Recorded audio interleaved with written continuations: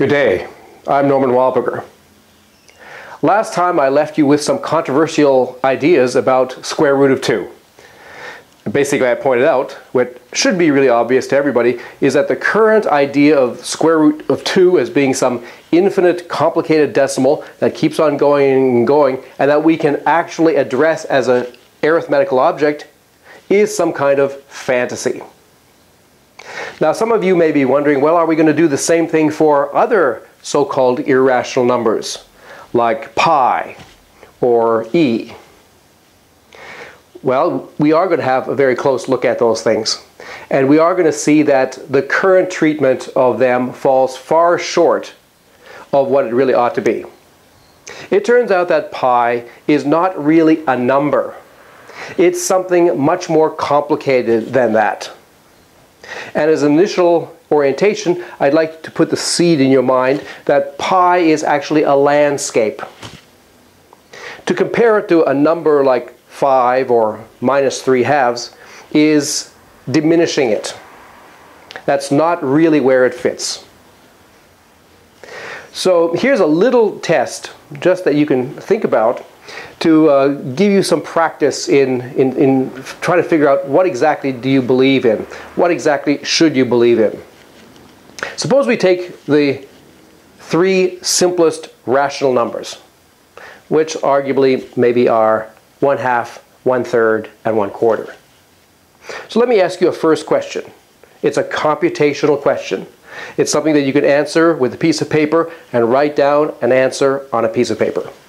It is, what is the sum 1/2 plus 1/3 plus 1/4?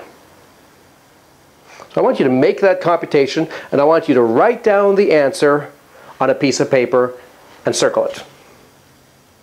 Having done that, and I'm sure you will all succeed at that, I'm now going to ask you a second question. This is a question about real numbers, in quotes. Let's suppose that real numbers really do exist. Let's take arguably the most common real numbers that are around, root 2, pi, and e. Okay, now I'm going to ask you to make a computation. I'm going to ask you to compute the sum root 2 plus pi plus e. So please make that computation and write down the answer on a piece of paper and circle it. If you honestly do those 2 questions, I think you will learn a lot about arithmetic with real numbers. We're going to be talking a lot more about that very controversial subject, and I'll have a lot more heretical things to say. Heretical things which happen to be true. Today we're going to look at an alternative to our standard arithmetic, which is more geared towards approximation, to scientific work. It's quite interesting, and it involves some interesting kind of mathematics, purely from the pure point of view. So we're going to look at measurement, approximation, and something that I'm going to call interval arithmetic. And in setting this up, it's a good chance for us to go back and have another look at some very early definitions from the start of this series and remind ourselves about some concepts that we may have forgotten about.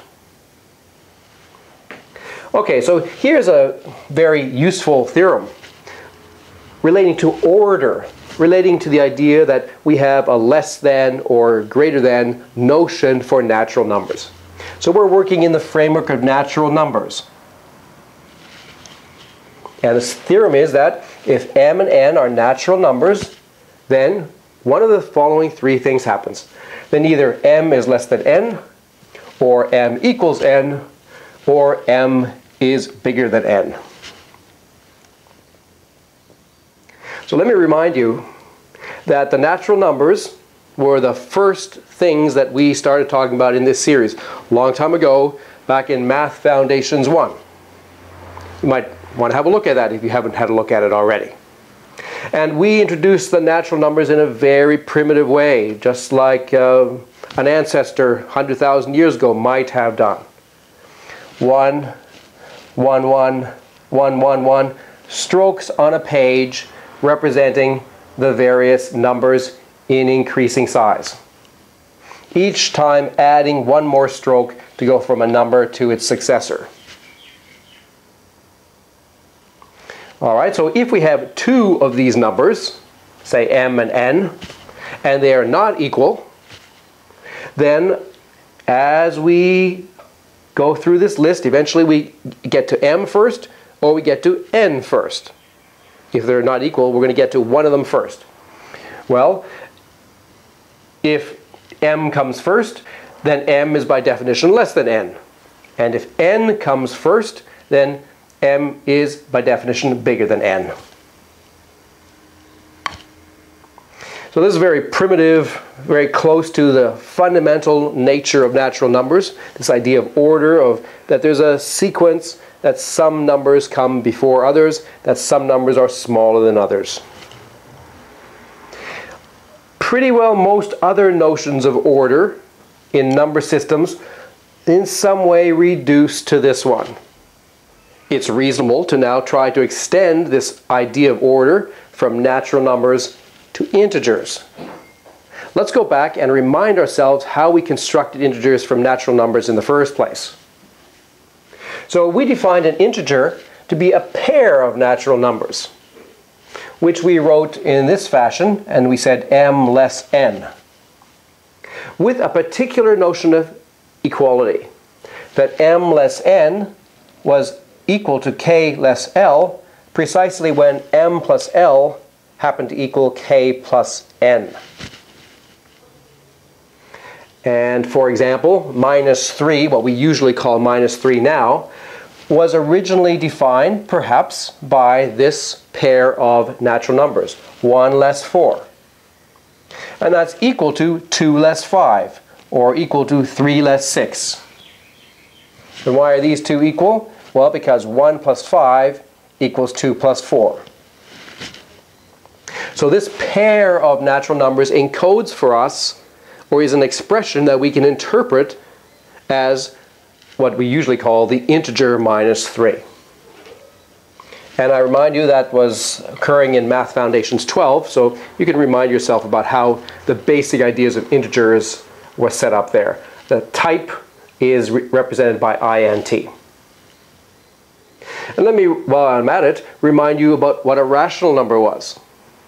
A rational number was defined as a pair of integers. So say a over b, just different notation, a different expression, where a and b are now integers, with the proviso that the second one, b, had better not be 0. And there was also a notion of equality between these kinds of expressions, that a over b equals c over d, precisely when AD equals BC. And there was a nice kind of parallel between this and this. So somehow the way we construct integers from natural numbers is analogous to the way we construct rational numbers from integers, except that instead of having addition involved, we have multiplication involved. And that defined for us this new type of mathematical object, the rational numbers.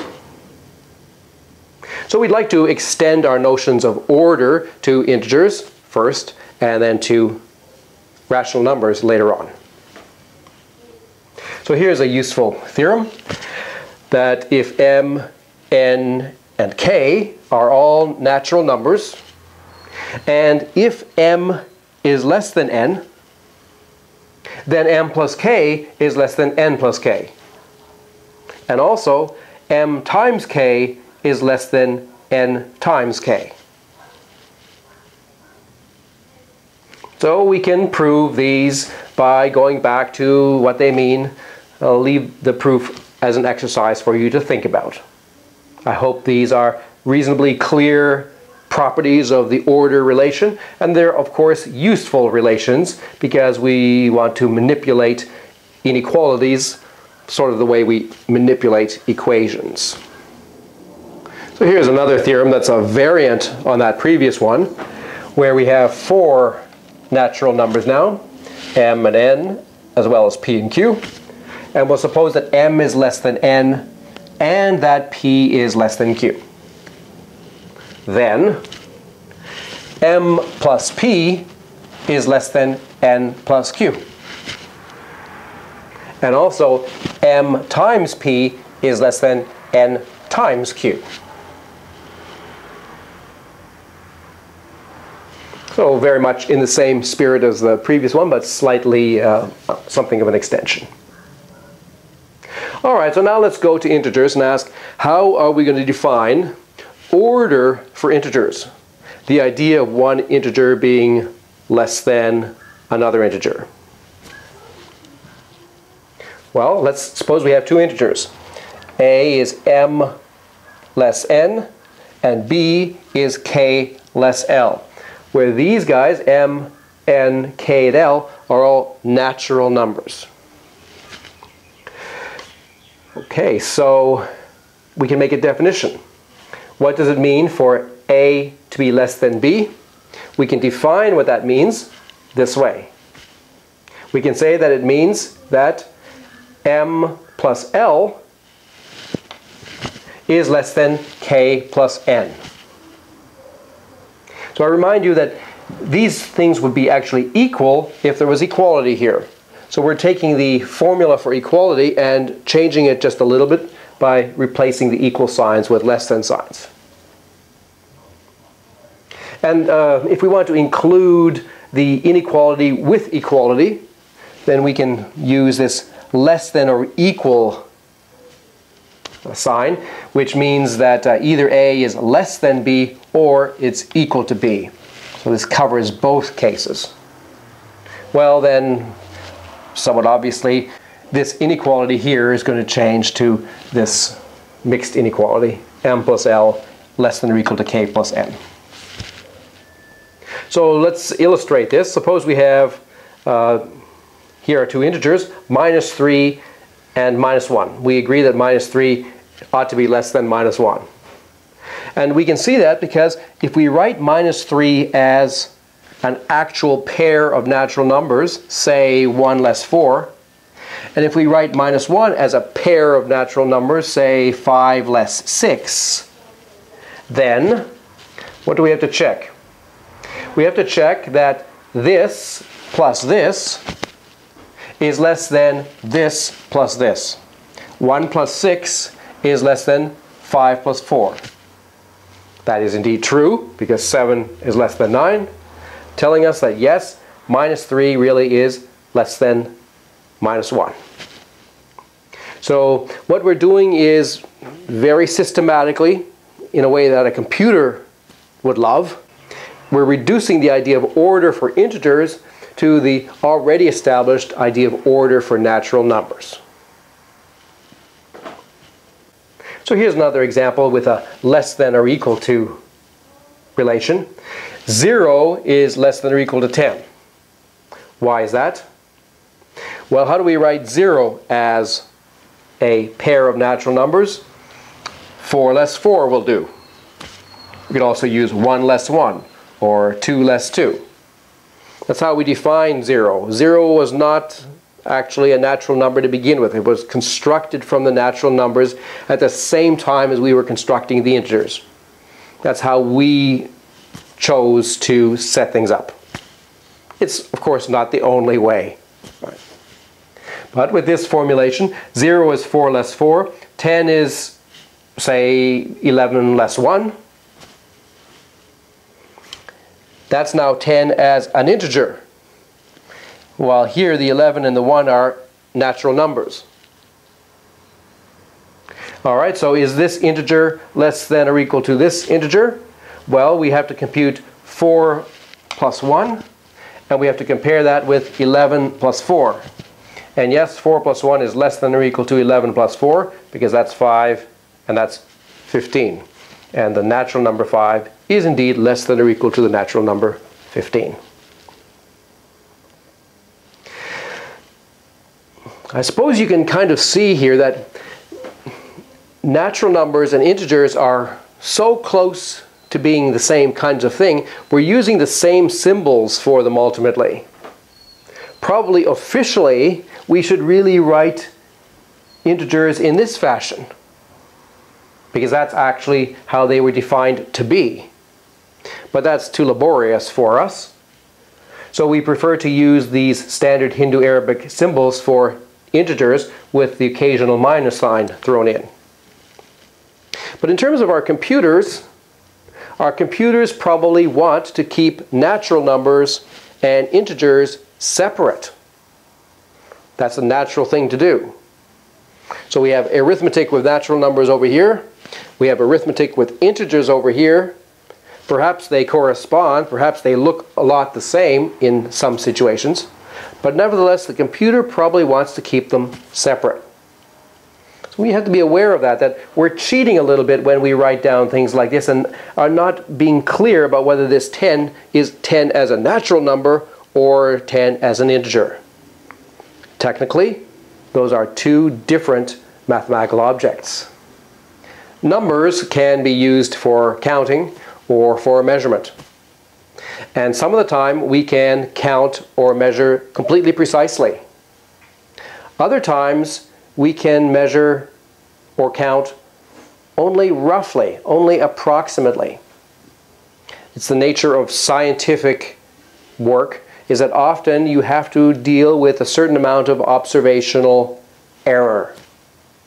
Nevertheless, we often know that a reading or a measurement is in a certain range. And so now I want to introduce another kind of arithmetic that is in some sense more in line with scientific measurements, which incorporates errors, which incorporates the idea of approximation. We're going to call this interval arithmetic. And although it's probably been written down somewhere, perhaps many times, it doesn't appear to be a well-known area of investigation. You'll see that it deserves some attention. So we're going to start by talking about intervals for natural numbers, which is the simplest way to start because our natural numbers are the simplest numbers. So here they are now in slightly more sophisticated Hindu Arabic form. And I've put a box around certain numbers. So my daughter is in high school, and in Australia, high school is from years 7 to 12. So if I tell you that my daughter is in high school, then you know that she's in year 7 or year 8 or year 9 or year 10 or year 11 or year 12, but she's not in year 13 and she's not in year 5. So your knowledge is restricted, but it's not completely precise. We want to introduce some kind of mathematical object that encodes that, so that we can talk reasonably about this as being an interval of natural numbers. And this particular interval here, we're going to give a name. We're going to want to indicate it, label it as square brackets 7, 12. This is going to represent for us this interval of natural numbers, whatever that means. Another way that this can arise is perhaps through some kind of observation. So if you have a look over here, there's a certain number of crosses under my hand. I'm going to let you count them now, all right? So here you go, count them please. Okay, you had enough time. So maybe you didn't count them precisely. And if you had to say precisely how many there were, and you had to make sure that you didn't say something wrong, maybe something like this is the best you could do. You'd say, well, there was at least 7, and I'm pretty sure that there weren't more than 12. But I'm not entirely sure where in here the number actually fell. So that observation that you made might very well be captured by this same kind of interval. So the interval can arise in a number of different ways. But the question is, what should the definition of an interval be? It's a reasonably interesting question. Well, one possible definition, and perhaps the one that occurs to you first, is that we might define the interval 7, 12 to be the set consisting of these elements 7, 8, 9, 10, 11, 12. These are all natural numbers. This is a collection or a set formed by those 6 numbers. And when we say set and when we use these curly brackets, the convention is usually that we're talking about something that's unordered. So we could actually jumble the order of these things, but the set wouldn't change. Okay, so this has some pros and cons, this idea of defining the interval to mean this. First of all, it corresponds to our intuition. After all, this is pretty well the same thing, or at least pretty close to the same thing that I wrote down in the previous slide. The numbers from 7 till 12. And it's completely explicit. There can be no doubt at all about what we're talking about. It's exactly a set. There's 6 elements. There's brackets. It's all completely cut and dried. The cons, well, this can be a laborious kind of object. If we're considering the set 7, 120, it means that actually I'm obliged to write down some braces and then 7, 8, 9, 10, 11, and I really have to keep going all the way up to 120 before I can close off the braces. And if this is not 120 but rather 120 million, let's say, well then the set is a very, very big object that's going to take up a lot of my hard drive. Another complication with this idea is that when we extend this to rational numbers, which we're going to want to do, then suddenly the set becomes a so-called infinite set. It completely blows out on us. Our hard drives disintegrate with the effort of trying to squeeze in more and more and more rational numbers. We can't do it. So there's serious problems with infinite sets, and if we try to define an interval in terms of a set like this, we have to deal with these problems with infinite sets. Now in most courses, in most textbooks, this is exactly what's done. 99% of all definitions of an interval will be the interval 7 to 12 is the set of x such that x is bigger than or equal to 7 and less than or equal to 12. And there is no embarrassment about having to resort to infinite sets, and there's usually no explanation of what that theory of infinite sets that we're using is and how it actually works. But there's another problem too, that sets are inherently unordered.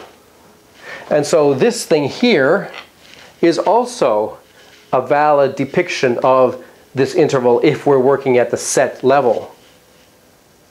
And unfortunately, if this set is big, it can be hard to recognize whether this set is the same as this set.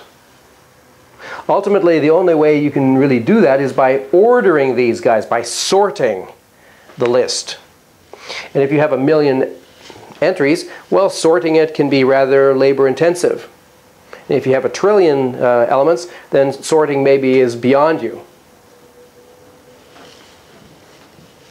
So we are not going to define intervals as sets. So what are we going to do? Well, here's a good chance for you to practice your foundational skills that you've been learning in this course. Okay, you have been learning about how to think clearly and solidly about things, and to try to make definitions which are simple but capture exactly what's going on. So here's a little exercise.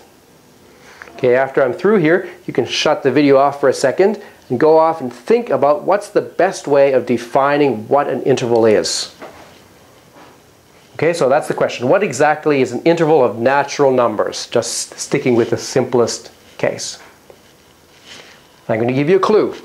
Okay? The clue is definitions ought to be close to specifications.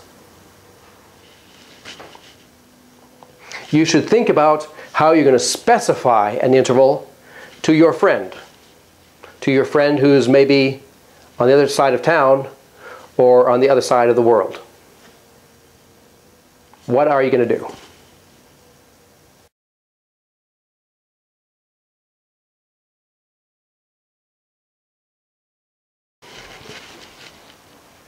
So here is a good solution to that challenge. We're going to define an interval, actually a natural number interval, to be a pair, m, n, enclosed in square brackets, of natural numbers which satisfy the inequality m is less than or equal to n.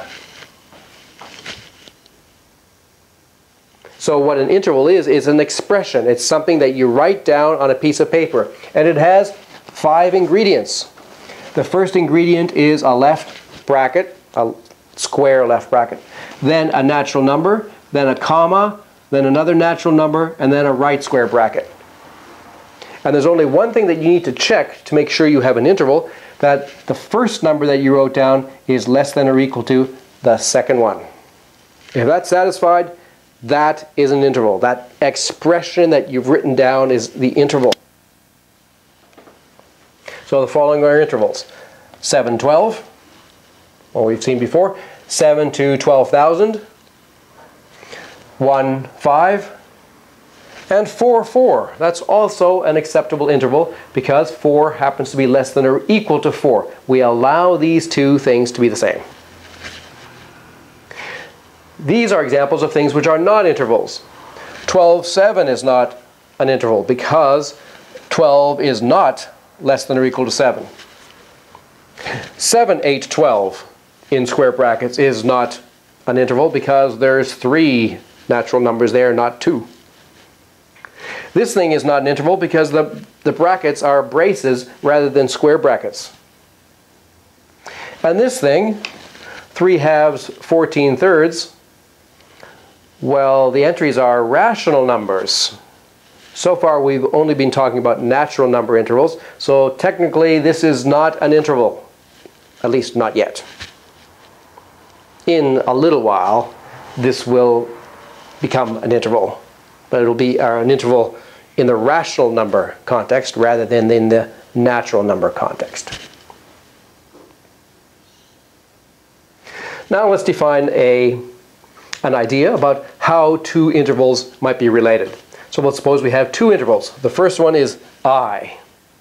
And we kind of like capital letters for intervals, especially letters around the I, J, K area of the alphabet. Alright, so the interval I happens to be MN. And here's another interval called J. It happens to be KL. And we want to define what it means for I to be a subinterval of the interval J. And here's the condition right here. We require that K be less than or equal to M and that N be less than or equal to L. And in this case, this is what we write. We write I with this notation here. It may look a lot like set notation, but this is just a symbol that we're going to use to denote this idea that I is a subinterval of J. For example, 4, 7 is a subinterval of 1, 7 because, well, because this thing here is less than 4. 1 is less than or equal to 4. And because this one here, this 7, is less than or equal to this 7. So in our minds, of course, we have 1, 7. We're thinking of 4, 7 as being inside it, some kind of pictorial way. But it's in fact independent of pictures. It's a purely algebraic thing. And it properly captures our idea of what it means. This really ought to be a subinterval of that. So here's a useful theorem about natural numbers that has a direct application to intervals and subintervals. So we might call this the order transitivity theorem, and there's different aspects of it or different cases that we can consider. We have three numbers, m, n, and p, and they're natural numbers. And we suppose that m is less than or equal to n, and n is less than or equal to p. The conclusion is that in that case, m must be less than or equal to p. I hope that's reasonably obvious. And then some variants of that. If we had started with saying that m is less than n, and n is less than or equal to p, then we can deduce that m is less than p. Or the other way around, if m was less than or equal to n and n was less than p, then also m is strictly less than p.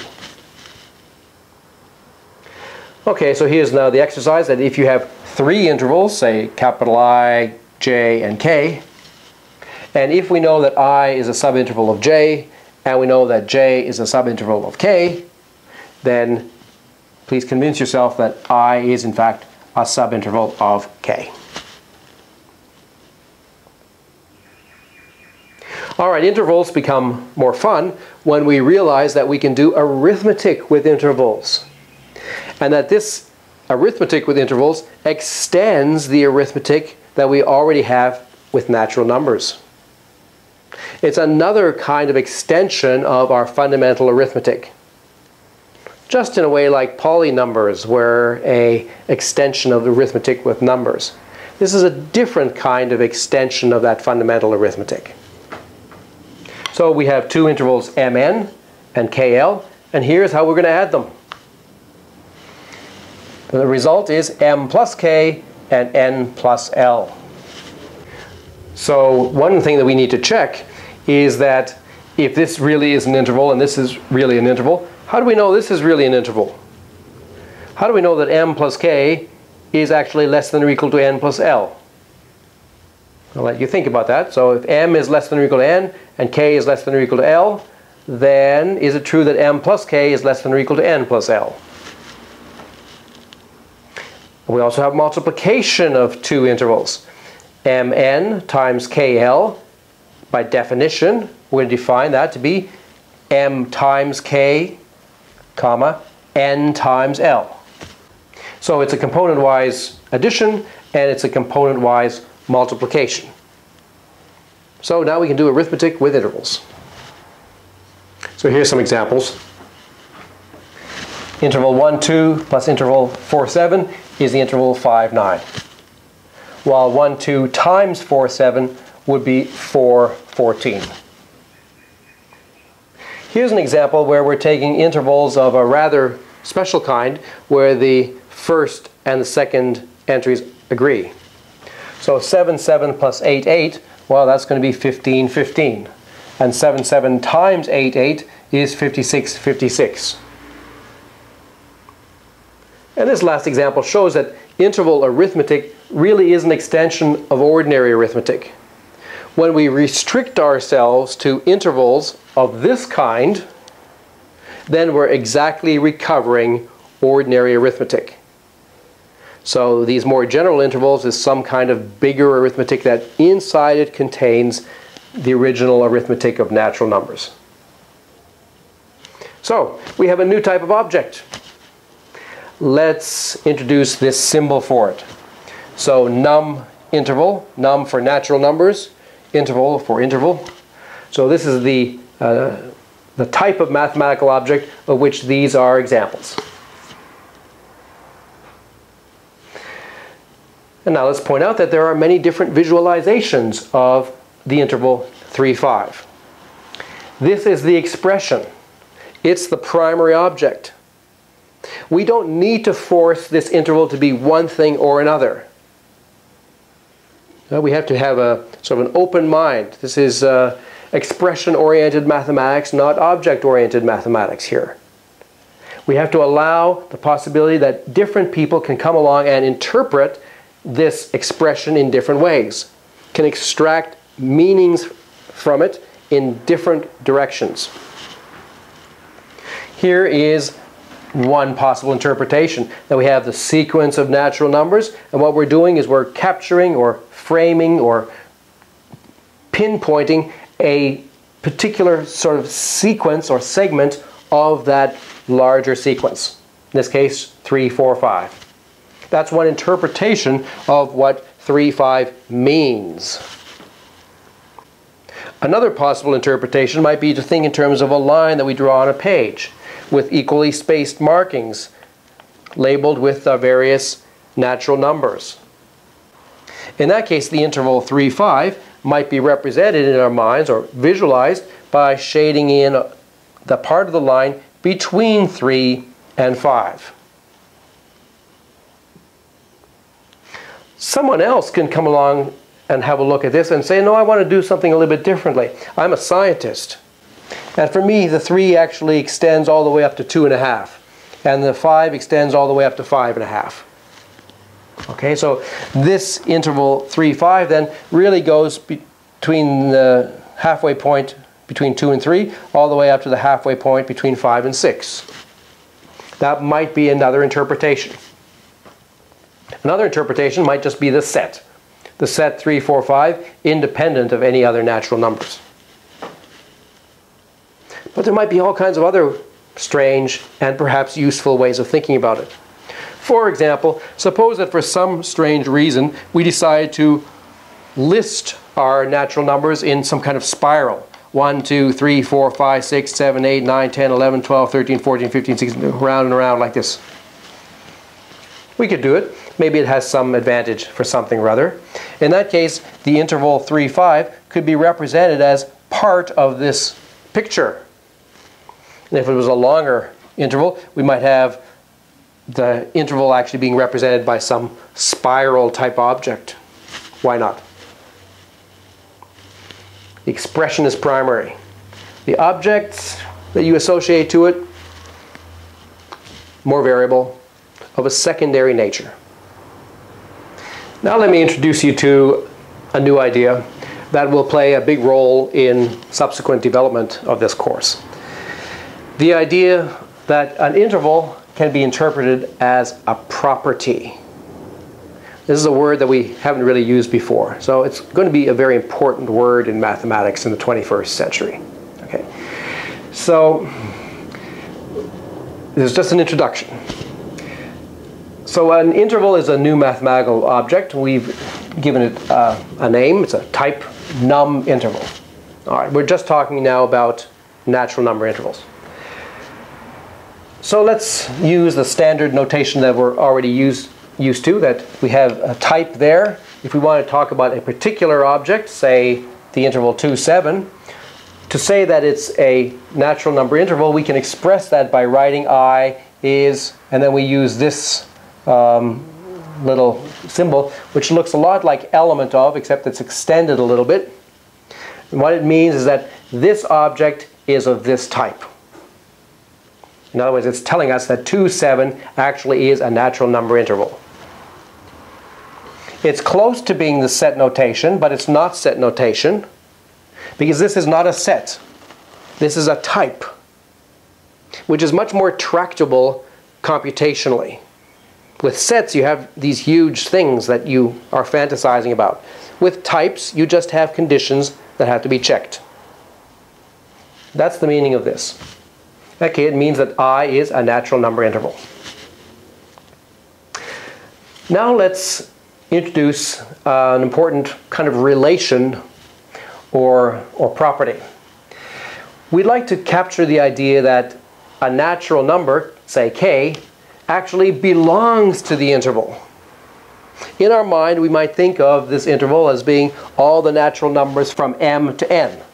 And we want to capture the idea that k is one of those natural numbers, somewhere between m and somewhere between n. So we're going to introduce a definition.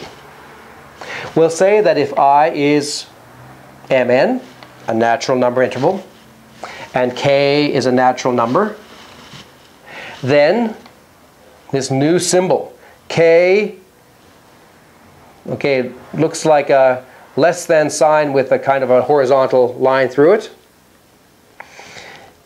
And we'll express it as saying has property. We'll say k has property I precisely when m is less than or equal to k is less than or equal to n. So this is a new symbol. Okay, it's a new symbol which will denote for us a property relation. So somewhat loosely, okay, in the future, we're going to use this notation that when we write something like x and then this symbol p, what it means for us is that the object x has the property p. We're going to want to describe mathematical objects. So we have this idea of types, which is good. But we need something more refined. We need to be able to talk about various properties that particular mathematical objects might or might not have. For example, in the real world, you may have defined what you mean by a cat. So a cat is a type of biological object, let's say. My daughter loves cats. Okay, so then you might ask, well, there are different properties that a cat can have. A cat can be black. A cat can be white. A cat can be skinny. A cat can sing or not sing. A cat can be hungry. So these are various properties that might be associated with the biological type cat. Okay, so we're going to want to do something like that here. We have this idea of natural number. But we might want to talk about natural numbers having certain properties or not having certain properties. And this is the notation and the general setup that we're going to use for that. And what we're saying here is that the interval I can be interpreted as a property in this fashion. We can talk about x having property I. Well, we would ordinarily say k belongs to I. That would be the usual way of saying it. But it just means that k is between the two entries of I. All right, so this is a first orientation, first introduction to this new kind of symbol, this idea that instead of having to use sets for everything, instead of having to use sets for types and sets for properties, that we distinguish. We have types, we have properties, and we don't need to be talking about infinite collections at all. All we have to do is be able to check whether some object has a property or not. That can be done on a one-by-one basis. It's going to turn out to be a very powerful idea that will replace infinite set theory to a certain extent for us later on. All right, so it's going to have major foundational implications. So we've been talking about intervals for natural numbers. We've introduced arithmetic for them. And we've introduced the idea of a natural number belonging to an interval in terms of a property. So it's natural, of course, to want to extend this, first of all, to integers, and then ultimately to rational numbers. But let's just go one step at a time. It's already quite interesting that there's some differences when we go from natural numbers to integers. So most of the discussion extends immediately. So in terms of the definition of an integer interval, it's just a pair of integers now, with the condition that, as before, a is less than or equal to b. And we can do addition. So there's an integer interval, there's another integer interval, and we can add them in just exactly the same way, essentially component-wise, to get this integer interval. And we can talk about some integer having the property that it belongs to minus 3, 4, or having the property minus 3, 4. That means that minus 2 happens to be between minus 3 and 4. But there's some important differences. So one of the differences is that with integers, we not only have addition and multiplication, but we have subtraction as well. That's one of the main points of introducing the integers. So suppose we have an interval AB, an integer interval, and another one CD. And by the way, this is the symbol that we'll use for integer interval, for the type. Then we're going to define the difference in a perhaps somewhat surprising way. It's not going to be A minus C, B minus D. It's going to be rather A minus D, B minus C. A minus D, B minus C. That's a bit surprising. I want you to think about this. I want you to think, is this right? Does this sound reasonable? Why are we doing this way? And as another exercise, I want you to think about how we are going to define the product of two integer intervals. To give you a clue, it's not the same formula as the formula for the product of two natural number intervals. It's more complicated. All right, well that suggests that there's something different going on here, that the laws of arithmetic for natural number intervals and the laws of arithmetic for integer intervals might be different. Does associativity of, say, multiplication hold here? Does the distributive law hold here? Which laws work, which ones don't? It's a great exercise for you to do. So put away your crosswords and Sudokus, please, and start analyzing the arithmetic and the laws of arithmetic for these intervals. In these two contexts, natural numbers and integers. See what you come up with. Next time, we're going to continue on in this vein. We'll have a look at some of these issues, and we're going to try to move towards arithmetic for rational numbers, which is where the real scientific applications arise. So I hope you'll join me for that. I'm Norman Wahlberger. Thanks for listening.